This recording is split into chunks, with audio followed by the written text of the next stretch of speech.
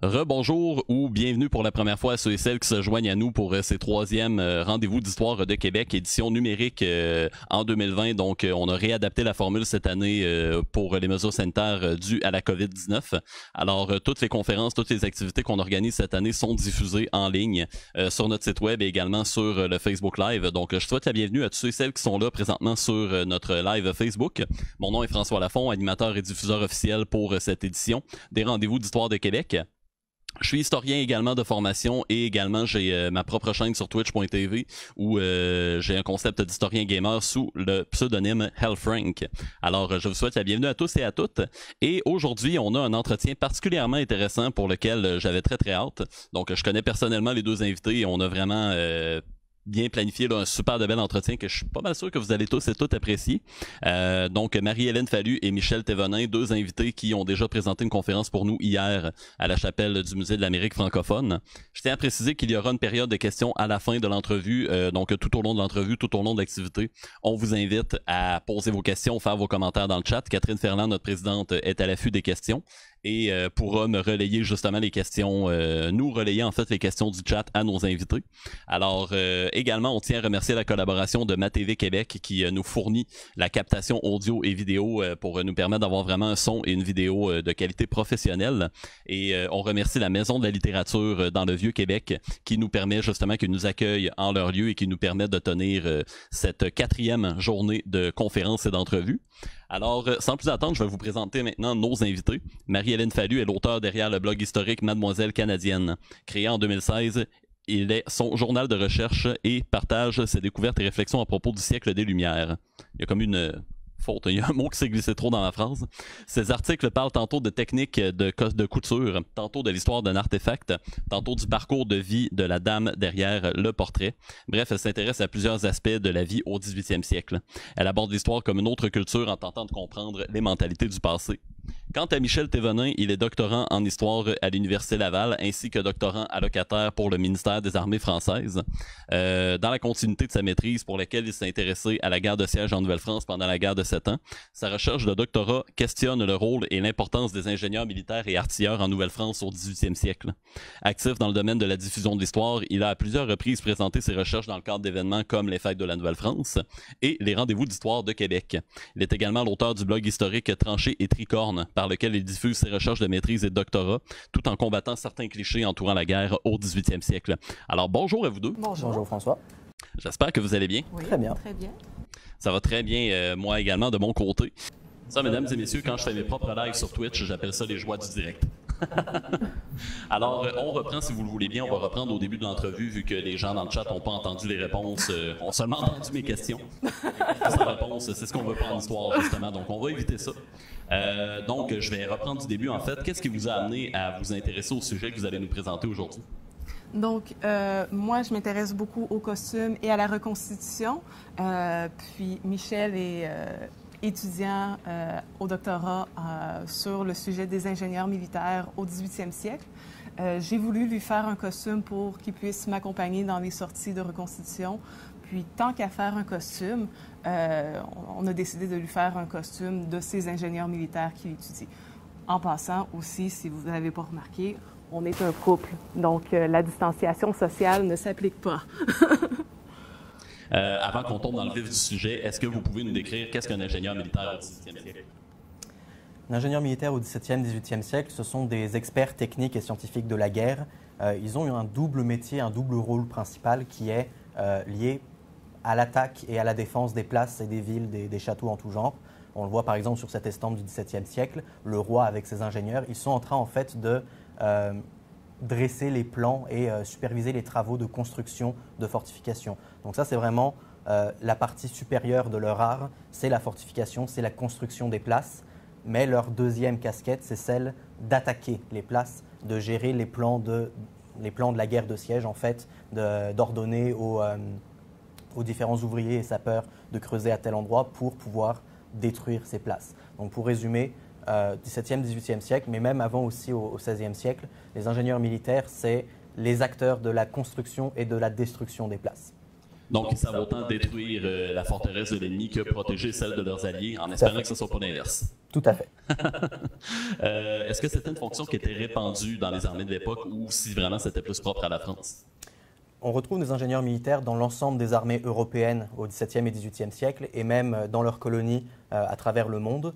Je vais rester là pour la réponse à cette question puisque j'ai donné une conférence hier disponible en ligne pendant 45 minutes sur ce sujet précisément. Alors tout ce que je peux vous dire, pour pas trop vous gâcher un peu le plaisir d'écouter ma conférence si jamais vous en avez envie, c'est que oui, on les retrouve dans toute l'Europe, dans toutes les armées, mais la France a une expertise, un certain leadership par rapport aux autres nations. Et c'est vraiment un modèle français d'ingénierie militaire qui, au XVIIIe siècle, s'exporte partout dans le monde, en Europe et dans leurs colonies. Il y a quelque chose qui me frappe en fait quand je regarde ton costume. Premièrement, il est très beau. Donc, félicitations justement à la costumière. Je sais que c'est toi qui l'as fabriqué de tes blancs chemins. Merci beaucoup. Donc oui, vraiment félicitations, très beau travail, mais il y a quelque chose qui me frappe en fait, c'est que le costume est étonnamment voyant. Quand on regarde aujourd'hui les uniformes militaires de la plupart des armées du monde, c'est très camouflage, c'est très caché, on essaie de ne pas se faire voir, pas se faire détecter par l'ennemi, même au niveau, c'est sûr que bon, les habits d'apparat de cérémonie, mettons des généraux, des officiers sont plus voyants un peu, mais je veux dire, quand ils sont sur le terrain, ben, même eux, ils portent des costumes qui ne sont pas voyants. Pourquoi le tien est aussi flamboyant de rouge et de bleu? Faut dire qu'au 18e siècle, la guerre est différente de la guerre actuelle. Donc, la poudre, c'est de la poudre noire qui fait, comme on peut le voir à l'écran, de la fumée de façon très importante. Ici, il y a seulement un soldat qui tire. Imaginez une rangée d'hommes qui tirent du canon en même temps. Ça fait une brume immense. Donc, les gens ont besoin d'avoir des repères. Les repères auditifs, le tambour, parce que crier par-dessus le bruit des canons, c'est impossible, et des repères visuels. Donc, on a besoin de savoir qui est l'ami et qui est l'ennemi. Donc, c'est pour ça que les uniformes, en général, au 18e siècle, sont assez voyants pour pouvoir repérer dans quel camp on se situe. Et tu parles de mon uniforme d'ingénieur, mais on ne pourrait pas dire vraiment que j'ai fait l'uniforme de l'ingénieur au XVIIIe siècle, l'ingénieur français, puisqu'en fait, il y a eu beaucoup d'uniformes successifs des ingénieurs. Oui, en fait, l'uniforme a évolué en fonction du statut des ingénieurs au sein de l'armée. Donc, je vais faire un rapide retour sur l'évolution de l'uniforme de l'armée française, des ingénieurs militaires français. Première moitié du XVIIIe siècle, ça va déjà être suffisant.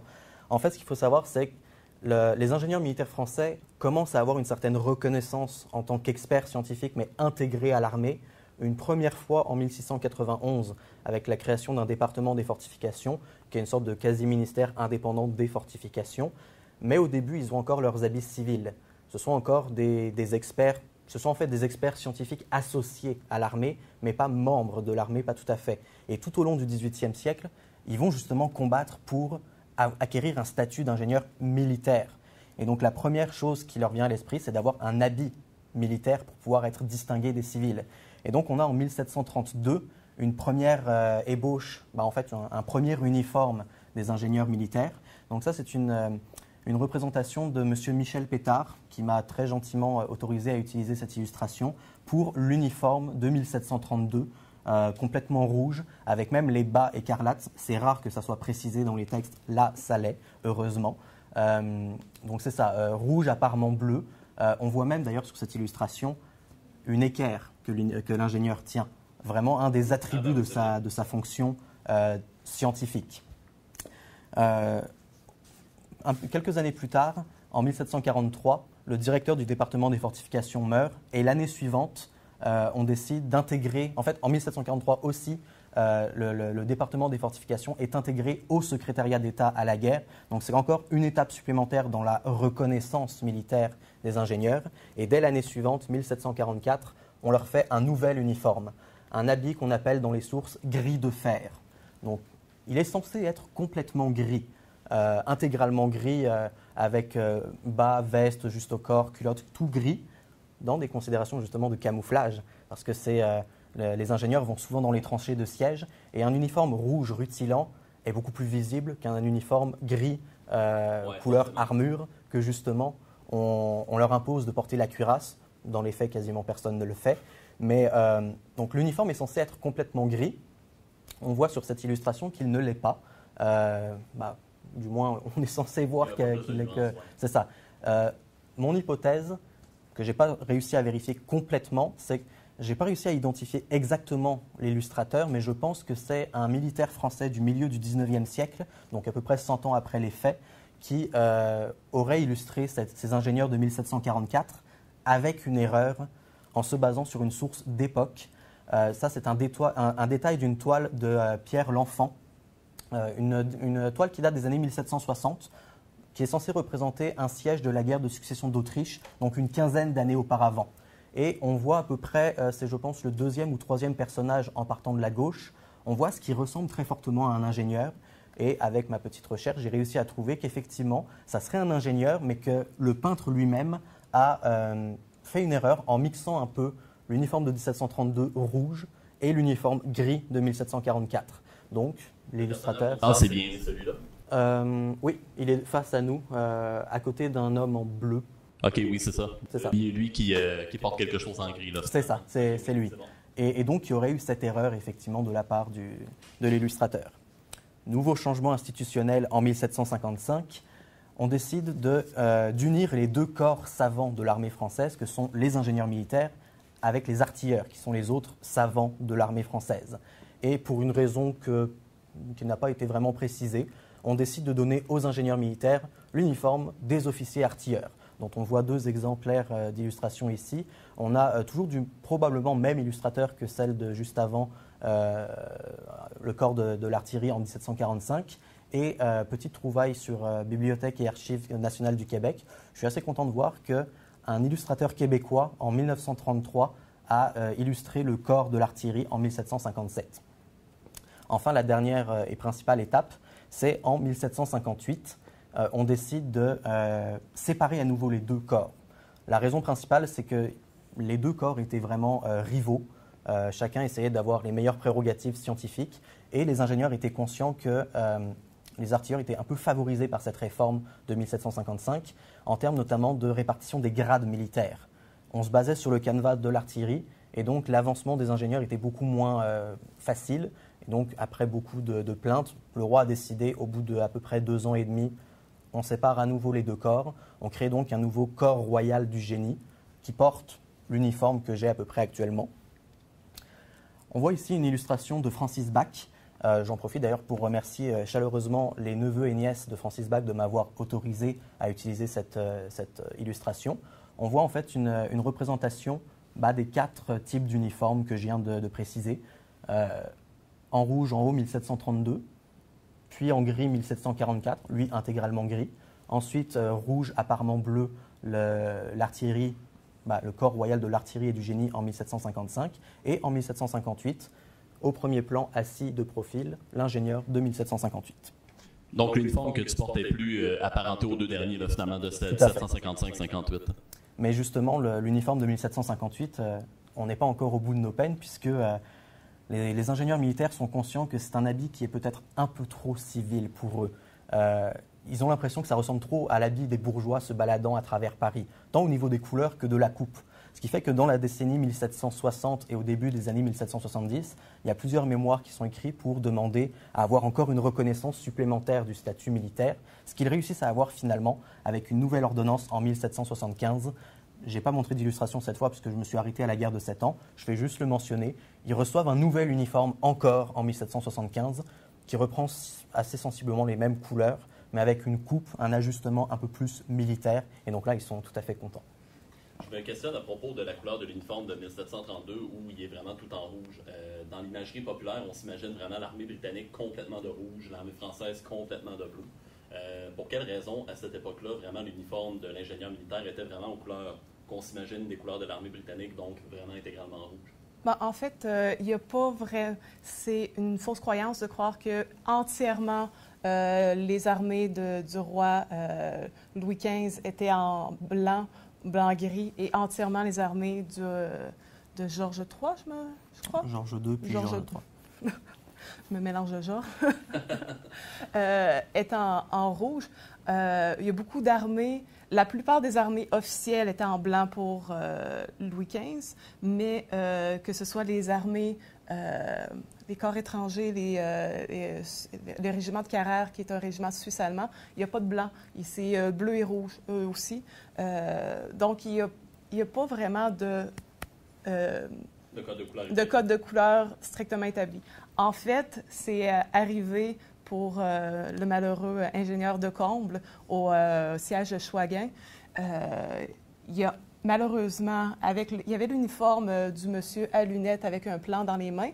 Il a enlevé son juste au corps parce qu'il faisait chaud, c'était en été, pour faire la reconnaissance des fortifications ennemies. Puis malheureusement, un allié amérindien, Hotchig. J'ai toujours de la misère.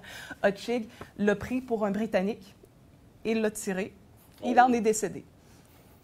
Et justement, pour la petite anecdote, son collègue à M. de Comble, malheureux et infortuné de Comble, le jeune ingénieur Jean-Nicolas Desandrouin, était présent à la scène.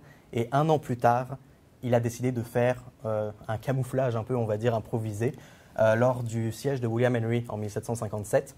Petite digression, j'en profite pour mentionner la conférence qui aura lieu juste après de Geneviève Bergeron, qui est présente dans la salle, qui va parler du massacre de William Henry. Et je remercie aussi Geneviève de nous avoir sauvé la vie pour ce matin, puisqu'on s'est rendu compte qu'on avait oublié mon chapeau à Trois-Rivières, et donc elle m'en a prêté un. Donc merci beaucoup Geneviève. Impardonnable. Parenthèse refermée. Desandrouin, en fait, lors du massacre de William Henry, il se rend compte que, avec son habit rouge, il pourrait passer pour un soldat britannique. Mais avec son habit bleu, il pourrait passer pour un ingénieur britannique qui, eux, portaient du bleu. Donc il décide un peu à l'improviste de prendre une veste blanche d'infanterie, puis de passer à peu près inaperçu. Donc on voit quand même que même s'il n'y avait pas de code de couleur établi, déjà les gens à l'époque identifiaient quand même certaines couleurs à certains corps d'armée ou à certaines nations finalement. Il y avait des majorités, puis la plupart des gens, comme aujourd'hui, font des associations globales. Ouais. Donc les associations globales ne datent pas d'aujourd'hui, ça date de... Il y a plusieurs années. Non, c'est ça exactement. Là, justement, depuis tantôt, vous nous montrez beaucoup d'iconographie, évidemment, pour recréer des costumes comme celui que Michel porte en ce moment, même le tien, justement, Marie-Hélène. Ça prend des sources, évidemment, des sources écrites, des sources iconographiques. Puis justement, je me demandais sur quelles sources vous vous êtes basé pour recréer le costume d'ingénieur militaire. Ça serait la première partie de mes questions. La deuxième, au final, qu'est-ce qu'on doit recréer comme uniforme? Malheureusement, on n'a pas beaucoup de sources écrites concernant cet uniforme de 1758. Déjà, la question qu'on pourrait se poser, c'est pourquoi est-ce qu'on a choisi de faire celui de 1758 et pas un des 3 autres? Personnellement, je trouve celui de 1744 en gris très esthétique. Peut-être que ça pourrait être un projet dans un lointain avenir. Mais on a décidé de faire celui de 1758 parce que c'est le seul des 4 qui pourrait m'intéresser, pour lequel on a une source écrite assez précise, qui est en fait le texte de l'ordonnance de 1758, qui sépare à nouveau le corps du génie de celui de l'artillerie, et dans lequel on voit à l'article 6 que l'uniforme des ingénieurs sera blablabla, avec des précisions plus ou moins détaillées, mais c'est quand même un des seuls documents écrits que j'ai. Je me doute qu'il y a probablement d'autres documents administratifs, des règlements ou autres, qui pourraient peut-être, je dis bien, me donner des indications.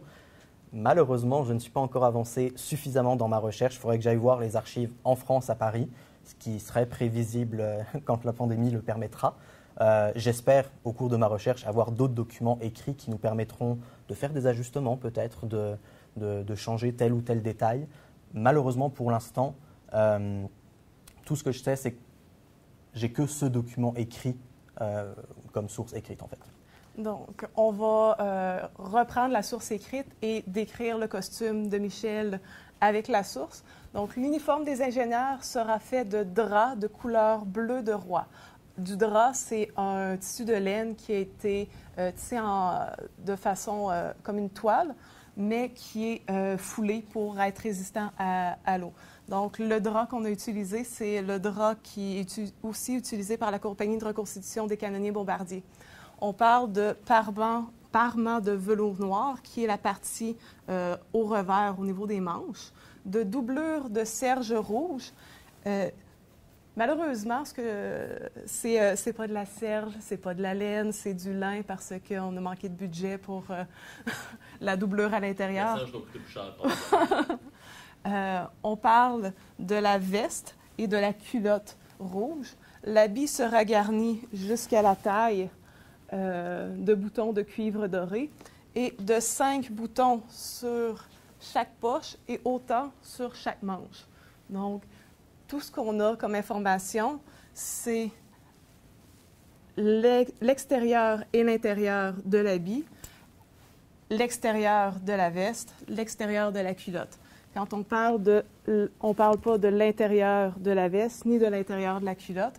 On parle pas non plus des accessoires de chemise qui sont qui sont nécessaires pour les personnes de qualité de plus haut rang.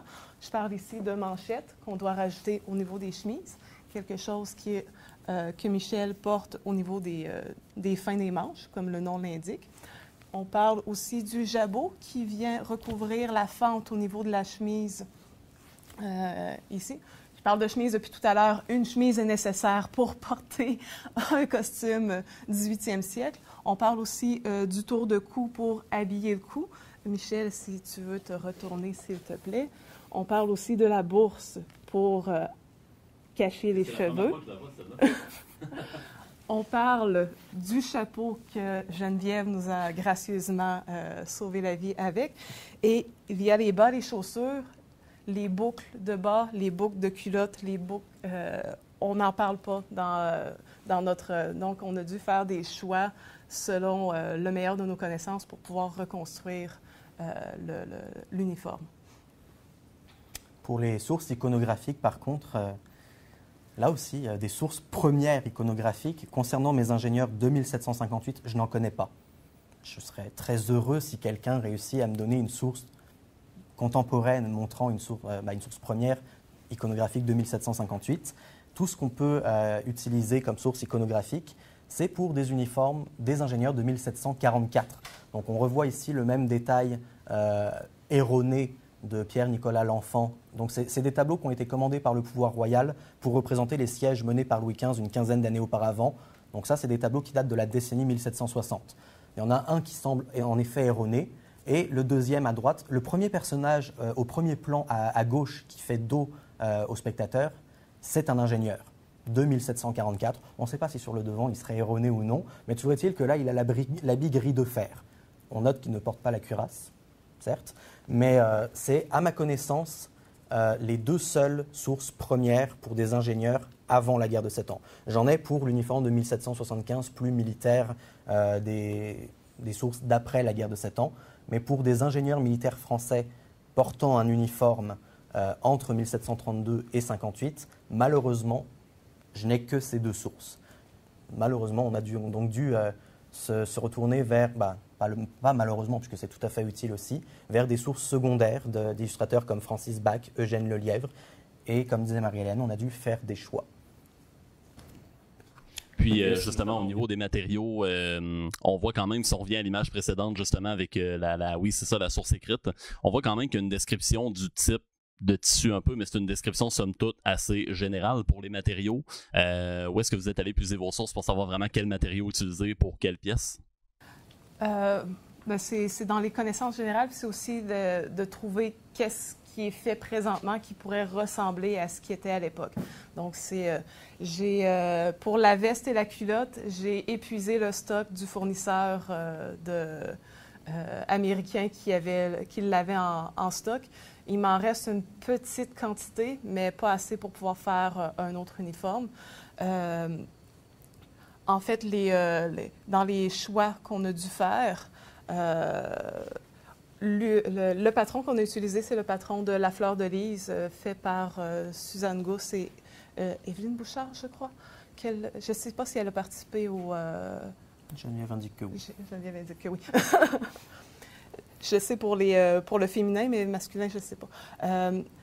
On l'a modifié un petit peu au niveau du dos en suivant l'art du tailleur de Garceau pour pouvoir avoir un repli au niveau des fesses un petit peu plus prononcé. Et c'est pour ça qu'on a fait des fausses boutonnières au niveau du postérieur de Michel. Comme on peut le voir au niveau, le soldat à gauche, la gauche, c'est la gauche pour tout le monde. Hein? Avec ma dyslexie, c'est un peu mélangeant. Pour les gens de Facebook Live, oui, la gauche de l'écran. En blanc-gris, on peut voir que le revers est formé de boutonnières aussi, parce que dans la coupe, on doit faire une fente au niveau du tissu et cacher la fente avec un carré, ce qui fait des coutures. Et pour cacher ces coutures-là, on va les exposer en mettant des boutonnières. Donc, c'est dans les choix qu'on a faits. On sait qu'à l'époque, la soie, c'était ce qui était le plus solide pour faire des boutonnières. Donc, les boutonnières qu'on a fait sont en soie. Sinon, qu'est-ce que je peux dire au niveau du choix le col? Ah oui, c'est vrai. Si on revient avec la source, on ne parle pas du col. Est-ce qu'il y en a un? Est-ce qu'il n'y en a pas? S'il y en a un, est-ce qu'on le met de la couleur de la veste ou on le met de la couleur des parements? Quand on se fie aux autres régiments, parfois c'est la couleur de la veste, parfois c'est la couleur des parements, parfois il n'y en a pas. Donc, nous, on a choisi le noir velours parce qu'on pense que c'est plus esthétique, mais c'est un choix complètement esthétique. La même chose, quand j'ai quand j'ai cousu les boutons, en temps de pandémie, il n'y avait plus de disponibilité au niveau de ruban. Donc, j'ai pris une technique un petit peu plus ancienne qui s'appelle le finger looping pour pouvoir faire les petits cordons. Et si c'était à refaire, j'attendrais avant de faire ma couture pour pouvoir avoir la doublure qui vient cacher le cordon. Malheureusement, il est un petit peu trop tard pour le faire, donc on va le laisser comme ça. Mais c'est l'apprentissage des techniques qu'on... Il faut quand même reconnaître que c'est son premier essai de costume masculin. Pour un premier essai, moi, je trouve ça bien réussi. Donc, c'est pour ça qu'il y a plusieurs choix dans les sources secondaires. On voit la plupart... On voit-tu ici? C'est ça que je me pose comme question. Je pense qu'on n'en a pas. Mais dans les années 1750, la plupart des justes-au-corps ont des poches décoratives. C'est-à-dire que les boutons sont beaucoup plus bas par rapport aux boutonnières des poches. Donc, modernement, on dit il y a une patte de poche, il y a des boutons, on va faire en sorte qu'un rentre dans l'autre. À l'époque, ce qu'on veut, c'est voir les boutons. Si le militaire oublie de faire fermer ses 5 boutons de chaque côté, ça fait moins esthétique. Donc, probablement qu'ils ont choisi de les mettre plus bas pour qu'ils soient toujours visibles. Et les ingénieurs étant très soucieux de leur personne et un peu arrogants, après ce que je comprends avec les écrits Michel, on veut les voir, on veut rayonner. C'est la même chose. C'est pas écrit dans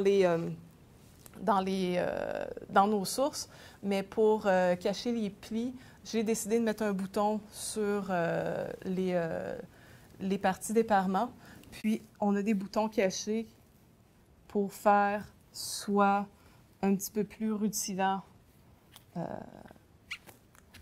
en venant montrer les boutons, ou on peut les recacher comme... Ils sont très bien cachés. Jouer là que j'aurais pas su qu'il y avait des boutons là. Donc, c'est ça. Avec nos sources secondaires, on peut voir avec Francis Bach que lui a décidé de faire un col rouge pour son ingénieur de 1758. Qui est au premier plan, qui est au premier assis plan. au premier plan de profil. Le monsieur avec la canne et la perruque blanche. J'ai tellement de la misère avec les noms. Est-ce que tu veux m'aider? Eugène Lelièvre. Eugène Lelièvre, lui, on voit que les boutons sur les poches sont fonctionnels. Le juste-au-corps a un col de couleur rouge. L'ingénieur est ici sur la première image qui date de 1961. La deuxième date de 1997. Donc, l'ingénieur de 1758 qui est tout à droite sur celle de 97, on voit que le même artiste a eu une évolution dans son dessin. Peut-être qu'il a trouvé d'autres éléments. Donc, il faut faire des choix. Exactement. Puis la technique du finger looping, Le terme a comme vraiment allumé. Ça consiste en quoi?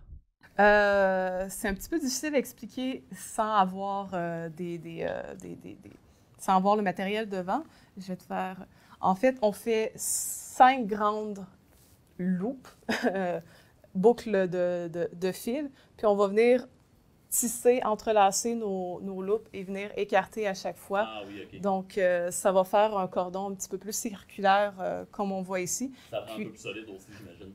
Je sais pas, mais je trouvais la technique agréable, donc j'ai voulu l'essayer. C'est pas plus compliqué que ça. Les contraintes que vous avez eues, parce que j'imagine qu'il y en a eu, d'appliquer les sources disponibles à la création concrète du costume, quelles ont été ces contraintes-là? En fait, comme je l'ai dit, j'ai épuisé le tissu du fournisseur. Mon but au départ, c'était pour avoir une couleur uniforme, c'était d'utiliser le tissu d'apparat de la veste pour en faire l'intérieur du juste au corps. Comme ça, on allait avoir... parce que trouver 2 tissus de laine de la même couleur, d'épaisseur différente dans les fournisseurs aujourd'hui, c'est quasiment un défi impossible. Donc, il faut faire des choix. C'est soit sur l'épaisseur des tissus, le drap qu'on a choisi, qui est le même. Je l'ai dit que c'était le même drap que la compagnie des canonniers bombardiers, oui. Et peut-être un peu épais pour un costume d'été, mais si on veut faire un costume 4 saisons, il est quand même fonctionnel pour l'hiver aussi. Donc, c'est variable selon qu'est-ce qu'on veut faire. Puis les sources nous donnent des informations, mais souvent pas assez précises pour dire qu'on est capable de faire une reproduction à 100% exacte. Il y a toujours une part d'interprétation dans la reproduction de costumes historiques. Pendant qu'on est justement sur cette démarche-là de reproduction d'un costume historique, évidemment, la reproduction historique, la reconstitution historique, l'évocation historique, la reconstitution, il y a vraiment différents termes. Moi-même, qui est dans une troupe de reconstitution de l'époque viking, ceux qui pratiquent ce loisir-là s'entendent pas toujours entre eux sur le terme à utiliser, selon la démarche. Bref, vous, où est-ce que vous vous situez à travers cet univers-là, à travers ces débats-là de reconstituteurs? Moi, j'essaie de faire le plus authentique possible selon mes connaissances, mais comme n'importe quel être humain, on est toujours en apprentissage. Donc, on fait des erreurs, on s'en rend compte trop tard parfois. Le vêtement est fait, il y a une couture qui est faite à l'envers ou visible, qui ne devrait pas être visible. J'ai donné l'exemple avec mon petit cordon de finger looping. Faut essayer.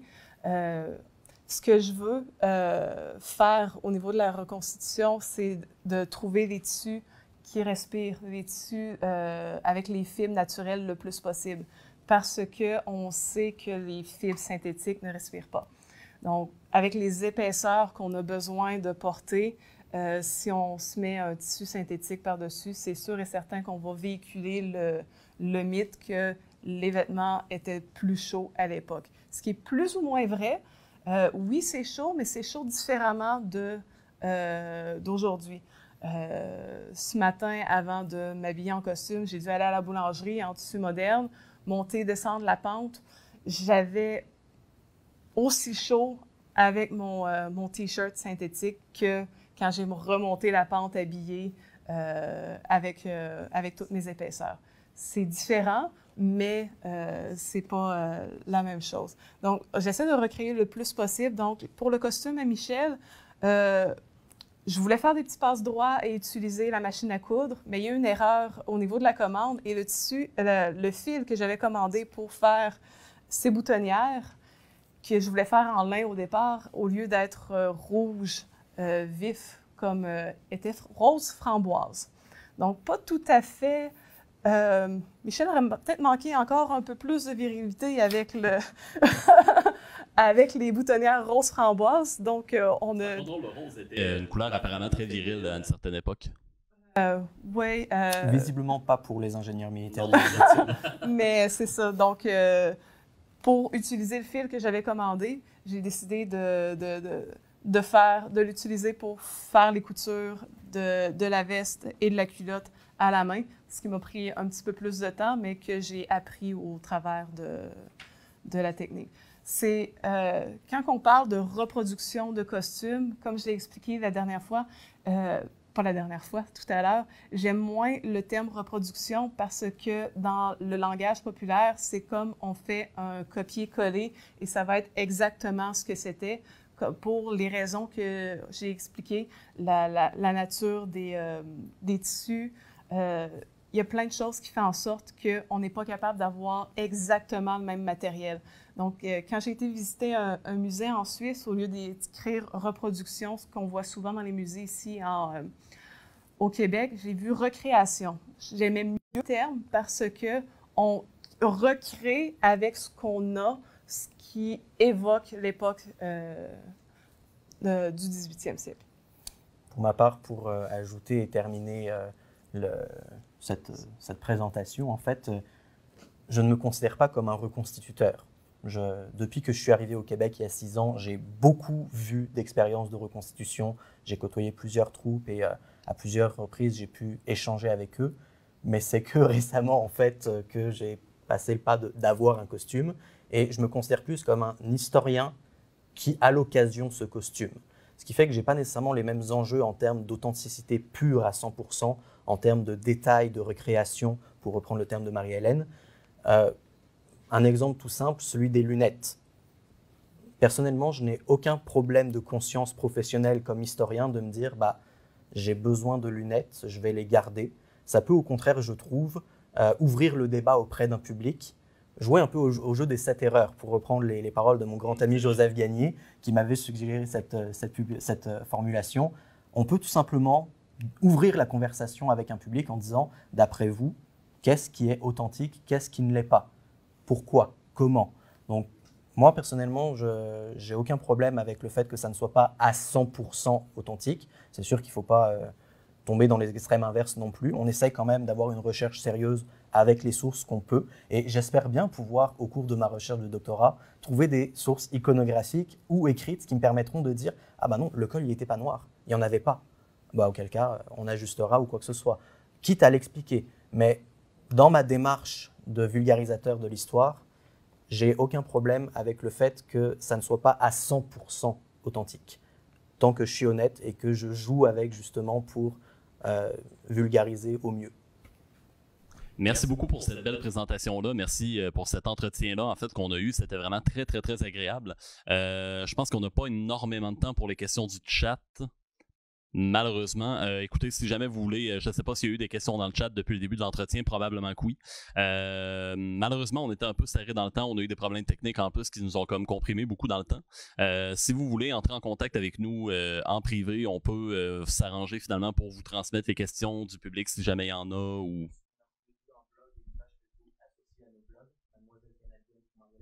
Chez Tricorne pour moi. Voilà. Vous pouvez tout simplement nous poser vos questions, ça nous fera plaisir d'y répondre dans la mesure du possible. Et on essaiera de faire le relais de notre côté là, dans la mesure du possible également. Donc, désolé à ceux et celles qui ont posé des questions et auxquelles finalement on ne pourra malheureusement pas interagir. J'espère que vous avez tout de même apprécié l'entretien. Moi, pour ma part, en tout cas, ça a été vraiment un entretien très enrichissant. Et c'était la première des 3 conférences qu'on va présenter aujourd'hui. La prochaine à 13h avec Geneviève Bergeron à propos de la prise du fort William-Henry. Ne manquez pas ça. Donc, c'est la fin de ce premier Facebook Live. Merci à tous d'avoir été des nôtres. Et on remercie encore une fois l'équipe de MaTV Québec de nous prêter justement la captation audio et vidéo, de collaborer avec nous pour la présentation de ces lives. Et également la Maison de la littérature de Québec pour nous prêter la salle finalement pour tenir ces conférences aujourd'hui. Donc, mon nom est François Lafont, animateur et diffuseur officiel pour les rendez-vous d'histoire de Québec 2020. Streamer, historien, gamer également sur twitch.tv sous le pseudonyme L-Frank. On se retrouve pour notre part à 13h encore une fois sur le Facebook Live des rendez-vous d'histoire de Québec. Donc, on se dit à tout à l'heure tout le monde.